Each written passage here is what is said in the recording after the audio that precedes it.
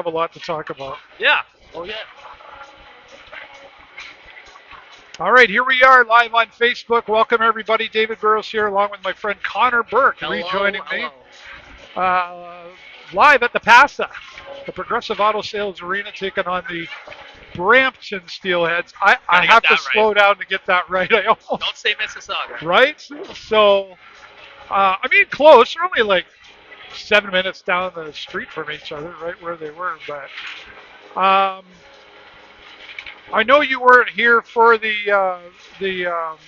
home game. Oh my goodness, Mr. Campbell, how are you? Nice to see you. Hello. My public school principal. That's unbelievable. He's got to be 86, I think. Funny, I saw my elementary school principal here. He must be a season ticket holder as well. So. Like, I love the guy, but he was old when I was a kid. You know what I mean? Like, you could look and go, wow, they're old, right? He's got to be 86 years old. He was a great man there at the school, too. Wow, see, this is community. This is why we're on the concourse. This is my community. I know you missed the school day game. 3,000 children here. Missed it. So loud. Yeah, I know. You had to. I watched. Yeah, whatever. Don't tell my boss. Well, I don't want to get you in trouble. I was telling everybody, I said, well, he couldn't be here because that means he would have to call in sick to work. And then his boss and everybody at work knows he does this. And he'd be like, yeah, you're really sick today, Connor. Yeah, right. But it would have been for a good cause. I had to get a full weekend. It was great to see the win for sure. Especially 13 seconds in the first period, and Jordan Bax comes in with his first goal and end up getting two. Back-to-back. Like just backs-to-backs. And and the crowd outside of the kids, those of us who are regularly here looking around at each other going, wow, like what's going on? And then Beckham Edwards, of course, doing his thing. With a beautiful celebration. It was. But then the second period would come along. And it was okay, and then it wasn't. And it really got nerve-wracking there, the second period. You saw that? Yeah, definitely. There was a hit, a knee-on-knee hit that got called. And yeah, Houston hurt, and he's suspended right now. That's kind of unfortunate. It's not my call to make. You thought it was a little too much? I thought it might have been a bit too much. He led with the shoulder. I don't think it was intentional. It's just one of those things, like, you don't really know how fast these guys are moving until you're here live watching a game. They're flying out there. It's hard to judge from a slow motion replay what someone's intention was. So yeah, it's unfortunate to lose a guy like that. Well, I don't think even if it wasn't intentional, wasn't intentional the same as an intentional? I mean, a hit's a hit. A hit's a hit. You'd have to. Well, there's a lot of verbiage in that, so if you want to get the exact rule book out and find the exact wording, I don't. I don't know if the intentional makes it a difference, but even still, I think he led.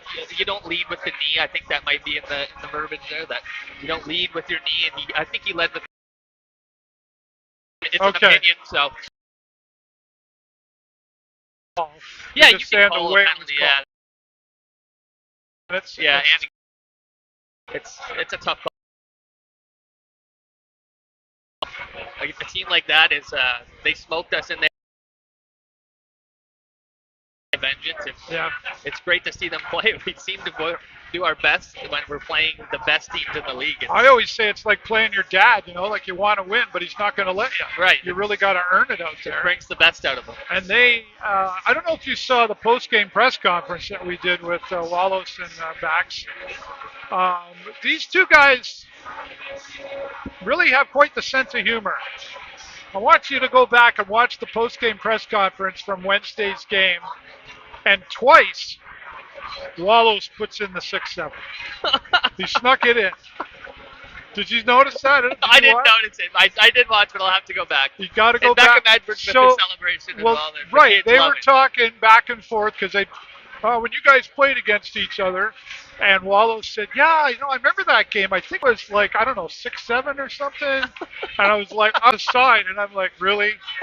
Because they were talking about it before we recorded it.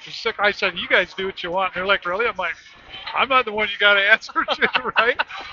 And then Wallows was asked a question again, and he said, Yeah, it's like when you get to the last, like I don't know, 6, 7 minutes of a period, and and I'm just like, and I That's can't awesome. laugh too loud because I don't. Yeah, it was great.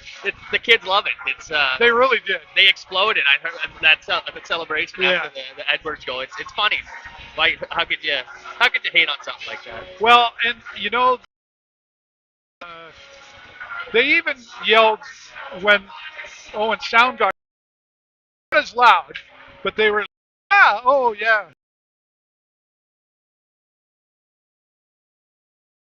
and children to make that happen.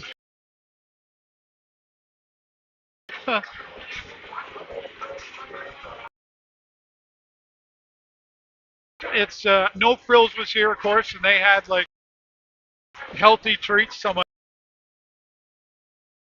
Some bananas, right? yeah, there was Chocolate milk. bananas and chocolate. I got some chocolate milk. A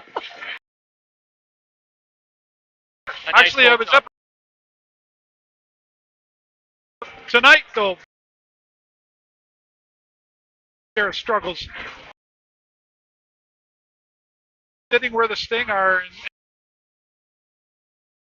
paper looks like we should win, but paper doesn't always tell the story. No, it definitely doesn't. They're on a losing streak of their own right now, so looking to do exactly what we just did on Wednesday. You want to break your losing streak. They're 4 games in. Yeah.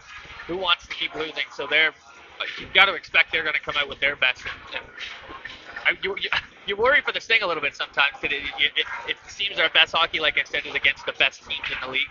Yeah. And I wonder if they kind of pull their punches a little bit when it's a team like this with I think it's the exact same points percentage and just a slightly different record. But yeah, you just hope that they're on their A game and not sitting back and expecting an easy game from a team like Brampton with struggles of their own and just really got to play hard because as soon as you let off the pedal, it doesn't matter how any of these teams. It's all close. It's all very negative. Well, if the Sarnia Sting comes out like they did on Wednesday, there's a good chance that they'll keep this going. Yeah, here we go. Buzz is back again. Love it on, buddy. Connor. Right on, buddy. Buzzy. Honey was here earlier. Honey was here. That's your friend. Right. I think, that's that thing we've talked about when you get in the slump, the 5-game losing streak. When you get to the 3rd game losing streak, the fans included you start to blame. You start to go, the coach or the this or the whatever it is.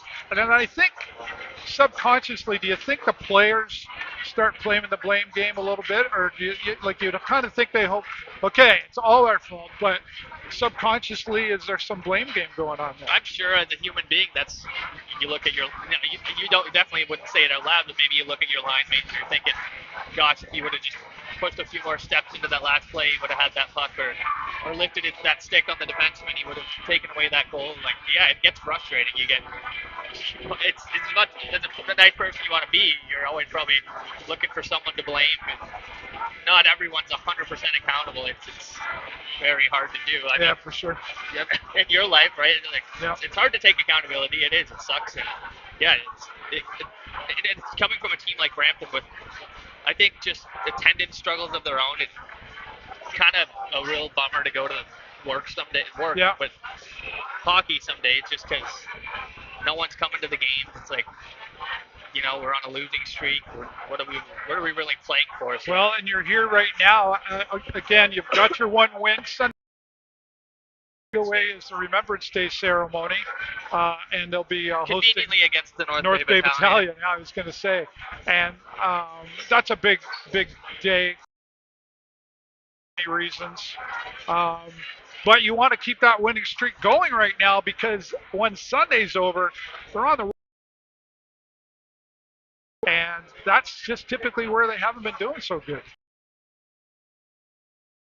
5 games, it's tough. Who wants to do it? And being 2 so weeks close in a row. in the like, we're out of the playoff position right now, and this is supposed to be 5 points behind Saginaw. A lot of so yeah, to keep that winning streak going would be this point where you're coming into the somewhat middle point of the season, and it's. And when you've got Houston Hurd off, who I think was really digging in for this team last season, but had really started to show up even just a little bit more here. Oh, you're watching on TikTok. Hey, right on. That's cool. What was I saying? Very cool. It was really good too.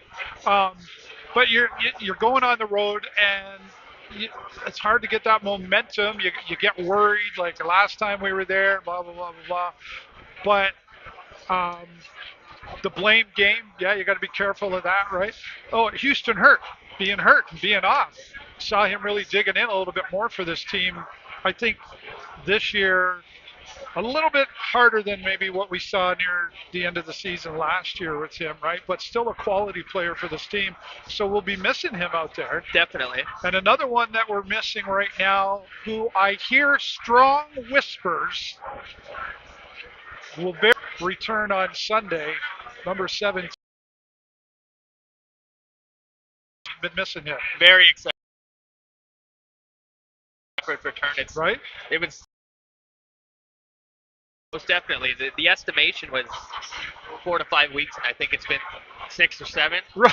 There it is. So he has been out for quite a while now, yeah. And it's worrisome. It's your top 2 players.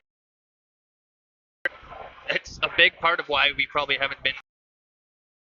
What does he typically to this team that and beyond his age, he did the leadership for sure.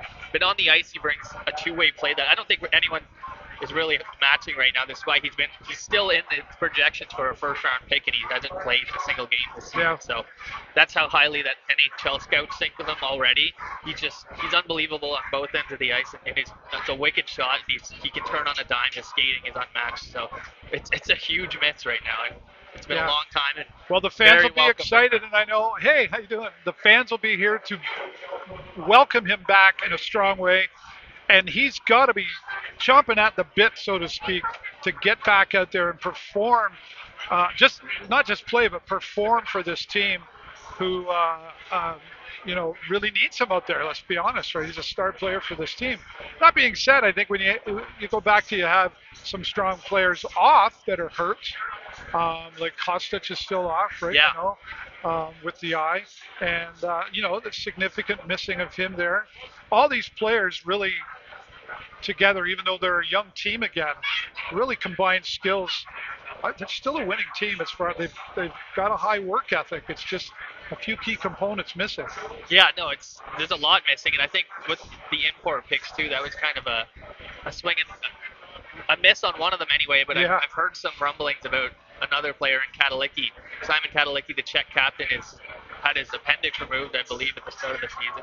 And it sounds like maybe we might be getting a little bit of more help around Christmas time. So if we're still down a forward and you bring in a guy like that, he has an immense amount of talent that would be so desirable to have just injected in the middle of your lineup, right in the middle of the season. It'd be so nice to see. So a lot missing, and we'd like to have them all back, to have a full roster. We haven't had, I don't think, once this year.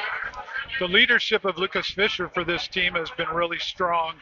And I think, last year when we were waiting for the announcement of the captain, I think some of us were a little surprised. Not that he wasn't strong or good leadership skills, but we don't always, behind closed doors kind of thing. That being said, not to take anything away from his skills, but the penalty box is not his friend. No, it's not where we want him to be, right?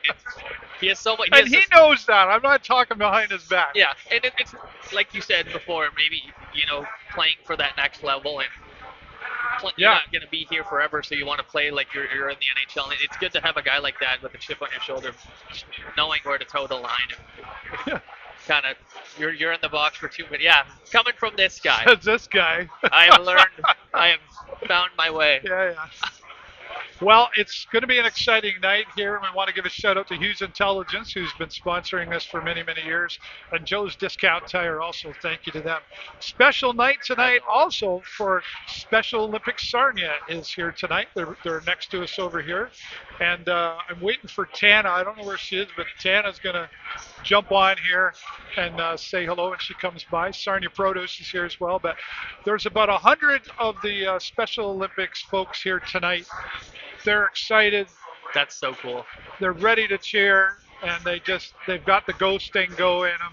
And it's going to be loud in here again tonight. Maybe not as loud as what Wednesday was, but it's going to be loud, and it's an exciting time right now because this is critical.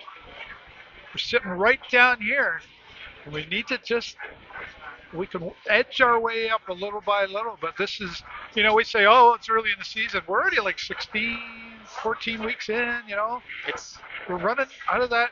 We can't keep saying that. It's an old cliche, but it's getting late quick, right? It's true.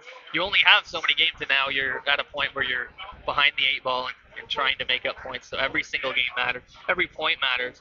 Every team matters. Like, you can get 2 points out of the team like Owen Sound. You'd love to get another 2 out of a team like the SteeleHeads. And then to do the Sunday game against Italian, let's not get ahead of ourselves, but to have 6 points in that short amount of time is crucial, and a lot to see them move up the standings to get back into the position to hopefully make the playoff. Well, and if you can swing that pendulum right now, right, because there's that whole mindset thing going on. It's like, okay, we got one, so we know we can do it, but it's just one. We got to just step by step by step. Again, I go back to Alan Letang talking about the work ethic of this team. I don't think there's any lack of work ethic here. It's just a few of those key components we've talked about here, some of the players. But that being said, there's some rookie players that are here that have been forced to step up, and I think have held this team together as best as they can with what everybody's working with. Yeah, like OHL rookies even, just with Jordan Back stepping in and kind of putting the team hunters back in. Wallows, but I think he had 4 points. Yeah. Like players that are brand new to this team that are finding their way in this league and helping keep us afloat when maybe some other, maybe not carrying the load, but just lacking a little bit what we would expect from them most of the time. So it's an opportunity for a young player, right? Yeah. So it's, hey, Matt, how you doing? It's an opportunity to go, okay, well, here I go. I get to step in where maybe I wouldn't normally get to step in, and then bring it together for the team. Patrick Quinlan, notably stepping in tonight between the pipes. Evan Millette, who was in between the pipes on Wednesday, did a fantastic job, I thought. He was unbelievable. And, he really was. And now Quinlan back here tonight. I believe he got save of the night on Wednesday. He got what? Save of the night. Yes, he did. The OHL. Yeah, that's right. These two goalies, Quinlan obviously the lead goalie here, but these two pretty evenly matched out there as far as what we've seen, how they perform. Yeah, it's kind of like a 1A, 1B situation. Like in Quinlan, you're probably going to expect him to start most nights, but Mallette's been on the team now for 2 years, and they're buddies at this point, I'm sure. Yeah. You want the net, you want the crease, you want to play, you want to steal that spot from your buddy. You want to play the majority of the game. It's true. It's I love you, but. Yeah. I'm sorry about that knife in your back. Yeah, right. I think, though, at the end of the day, I mean, on a selfish level, I guess you could, but I think that these two, from what I hear, they really do work together, and they work together well. They listen to each other. You tend to think the number one goalie is always teaching the second goalie, but from what I hear from the locker room, these two really complement each other, and they work together. They advise each other so that no matter what happens out there, they're both equally prepared for getting on the ice. Yeah, just contrary to what I just said about battling each other, you're still on the same team and you would like to get as many points and get into the playoffs. So bouncing knowledge off each other, I'm sure it's huge. And just sharing the wealth. You can hoard as much knowledge as you want, but it'll seep out somehow. I hear you. I was looking for Tana, but I think she's probably getting ready to go down and drop the puck. So we'll talk to her first or second period at some point. But you can feel the excitement building in the room. And at the same time, I think the fans are still also a little bit like, okay, we got one. Like they're behind them, but show up again, guys. The pressure is really on tonight for this hockey team. You got to build on it, right? You can take 1 step forward, 2 steps back every time. You're not gaining any ground. You want to stack those wins. You want to get, like I said, 6 points in Wednesday to Sunday would be massive to see them move up in the standings. Just even that little bit, it's almost crucial. And for the confidence, it'd be great to go on the road like that, to have something under your belt to say, hey, we can do this. We can sneak out some points against good teams on the road in their own barn. 100%. All right. Well, time will tell, as they like to say. Some scratches here. Oh, wow. A lot of scratches for Brampton. I keep wanting to say Mississauga. I just can't help it. And there's Evan Millette is scratched. Diorio, Costa, Simpson, Caden O'Coin, Houston Herd, of course, and Lamons also. Is that the U17 right now? Yes, that's right. He just had a goal. Right, Beautiful thanks. goal. Yeah, I didn't see it, but Beautiful. It's all over Twitter. Hard working goal, yeah. Yeah, right on. All right, well, we'll see what happens. Jay Peckham is going to make a special appearance at the end of the first period, and then we'll bring Connor Burke back for the end of the second period, and very likely, as always, we'll have the post-game press conference, so stay tuned for that. Joe's Discount Tire and Hughes Intelligence, we thank them for their support here as well. And shout out again to Special Olympics Sarnia, who's here ready to cheer on the Sting. If you want to stay live with me, come on over to TikTok. We're going to be live here up until the end of the second period. But